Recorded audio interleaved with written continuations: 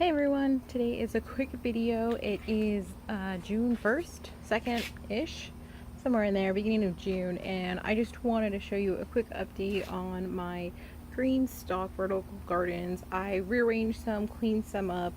It's almost 100 here every day in Florida, so a lot of my strawberries and more sensitive herbs, weren't surviving and thriving. So you might notice that it was here, and now I just put it here.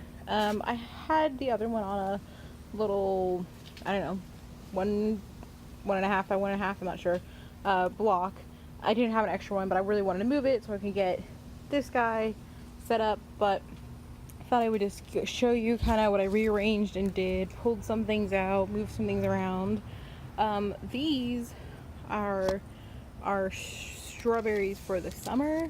Some of the ones like these got put in late spring and they're not doing terrible, but the ones that I put in like early spring, some of them I pulled out.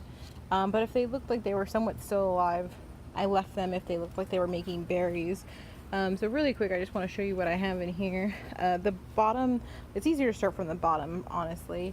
The bottom layer in here is milkweed for monarchs because can't ever have enough.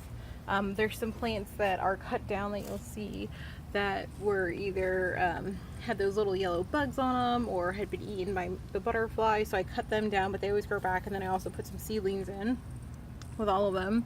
So that's really layer 1 and 2. Some of these were already here, like this one that's nice and tall, this one that's like giant.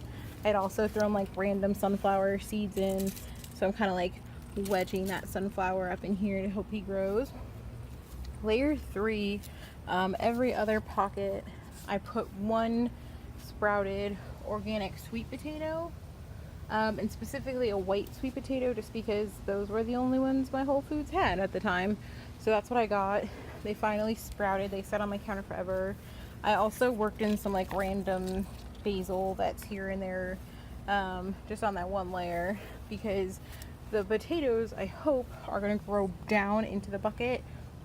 And then what I'm hoping is layers 2 and 1, or however you want to look at it, they're strawberries mostly. Obviously there's a rosemary here, there's a parsley sort of here, and I threw this random basil guy in here. But what I'm hoping is kind of like what you might be able to see already is, let's see, here's a good one, where they're the ones that are growing in the summertime. I cut this one earlier because he didn't look so good, but some of the other ones that I have are sending out runners like strawberries do, so I'm trying to just route them to another one.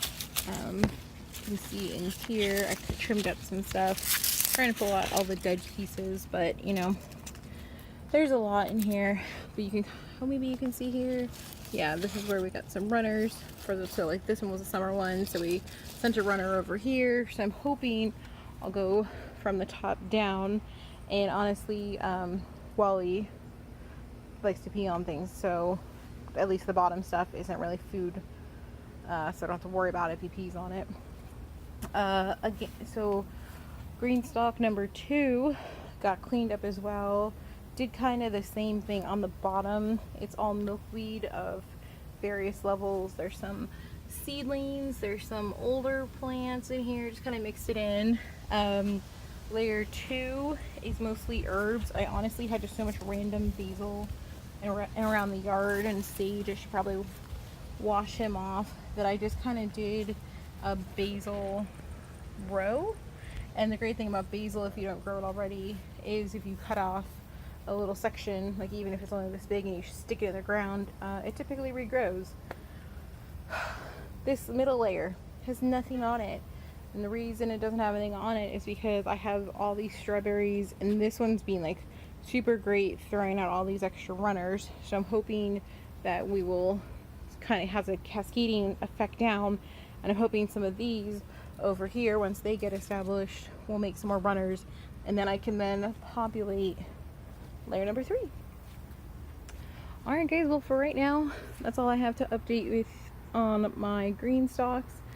If you haven't tried these before, I highly recommend giving them a go. They're really helpful. As always, thanks so much for watching. If you want to see more about Florida container gardening or butterfly gardening in Florida, let me know.